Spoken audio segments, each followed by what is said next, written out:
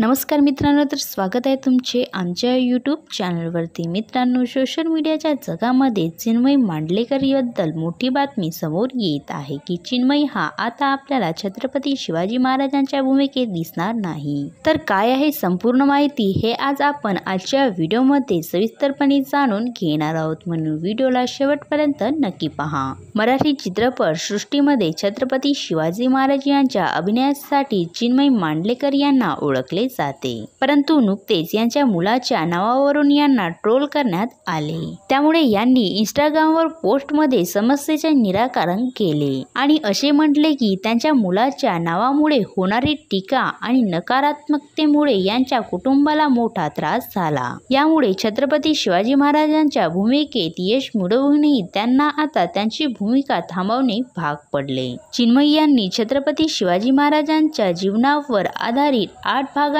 शिवराज अष्टक मालिकेतील 6 चित्रपटांमध्ये काम केले आहे। तर यांनी सांगितले की आगामी 2 चित्रपटांमध्ये पुन्हा भूमिका करणार नाही। आज यांचा मुलगा 11 वर्षाचा झाला आहे, पण त्याच्या नावावरून ट्रोल होण्यास सुरुवात झाली, ज्यामुळे ट्रोलिंग फक्त माझ्यावर नसून माझ्या परिवारावर होत आहे। म्हणून मी छत्रपती शिवाजी महाराजांच्या अभिनयातून पूर्णविराम घेण्याचा निर्णय घेतला।